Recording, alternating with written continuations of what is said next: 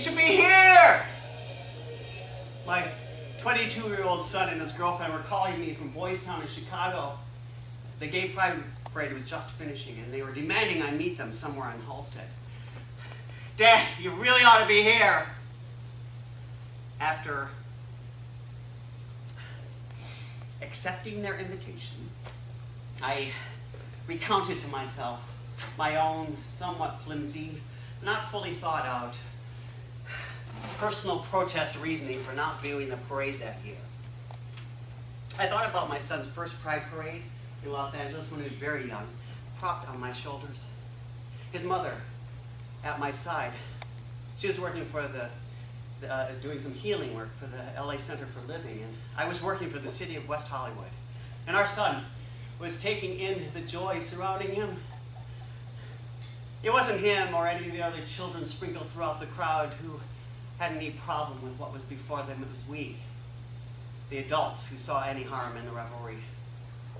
The tiny clack of haters on the sidelines made me sad. Clutching Bibles and spewing ugliness always seems an odd juxtaposition. Maybe blinded by bare skin and color and oddity, they were unable to see the realness of the joy, expressions of freedom, and myriad forms of love. And now, nearly 2 decades later, I guess I couldn't see it either. After years of pride parades, cynicism was creeping in. Yes, there was one moment when I would always tear up. The proud parents marching, escorting son and daughter. A float filled with at-risk youth who had found a home. But I grew tired of truckloads of scantily clad, perfect, young male dancers and servers representing a club or dance club. Granted, I probably wouldn't say no to many of them, but I mean, is this it? Is that who we are? I know it's impossible to make a definition, but on this gigantic day of celebration, when millions of eyes are turned to all things gay, why is it just the dancing boys, drag queens, dykes on bikes that gets everybody's attention? Why not couch potatoes with no style? Tight-ass business types. Gay rugby players in uniforms. Oh, for that matter, gay cops and firemen in uniform. Femme fatale lesbians who don't know a thing about how to build a porch. I get that the party planners know what creates flash and sells. And I spouted, we're here, we're queer, we're the best of them. But when there's trouble in the world because of misunderstanding and ignorance, why add fuel to the fire by just telling a piece of the story? So, what was I hoping to accomplish by sitting alone in my apartment in silent protest that all was not the way I wanted it to be? I met my strapping, handsome son and his girlfriend that day after the parade. This would be a first for us to find ourselves in a gay bar in Halstead. Well, more straight, friendly piano bar. Their friend was accompanying at the baby grand, and they wanted to support him and had no trouble with the surroundings. Like, when a guy was openly flirting with my son, he gently reminded, you know I'm here with my girlfriend, and you're sitting next to my dad, right? The guy stopped. And I observed my son as the kind of man that his mother and I believed we'd helped him become.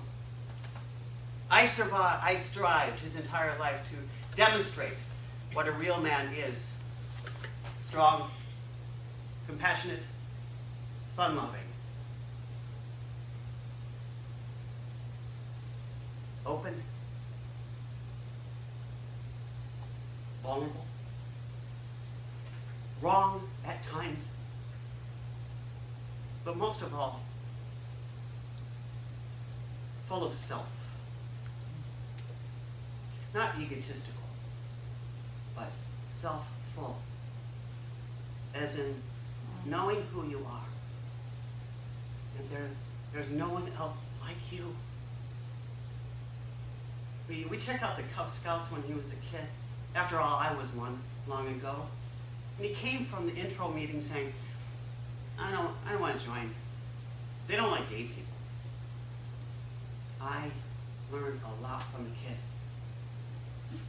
And now I was sitting next to the young man in a piano bar on Pride Day of all days.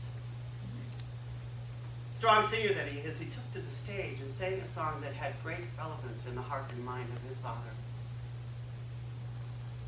All this music like you've never heard, if you know the right jukebox to play. There are glasses to raise in the praise of surviving the day. Down where Miss Kitty Farley is pouring whiskey, and Frankie Donahue is lighting her cigar. A smoky den where working men don't bring the wife. It's the laughter of fellas with stories to tell, and who love to get drunk and raise true feckin' hell. Or you come out with me, and you'll see what you're missing in life. The streets of Dublin. The streets of Dublin. I think my son became a man that day in my eyes.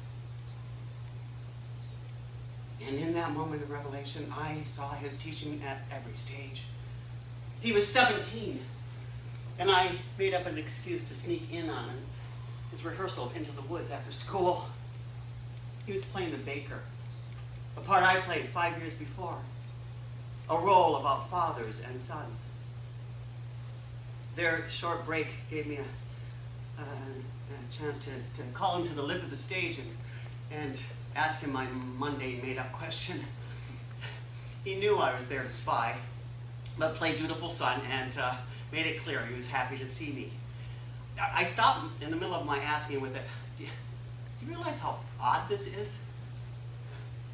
He was holding his infant son, cradling the prop doll as if it was real, while we talked about whether or not to have pizza for lunch.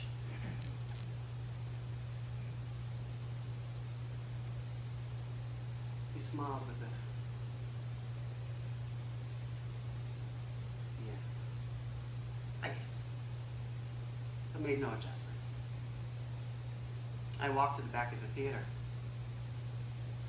knowing, whether he knew it or not, that he had found the key to the role, the heart of the baker.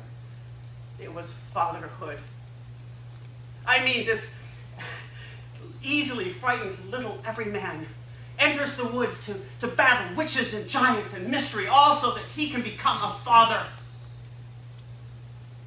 He loses his one love in the process, but gains tenfold in the hearts of others, including his son. And now, my job would be to not impart any wisdom I knew, but to simply watch and admire my son growing.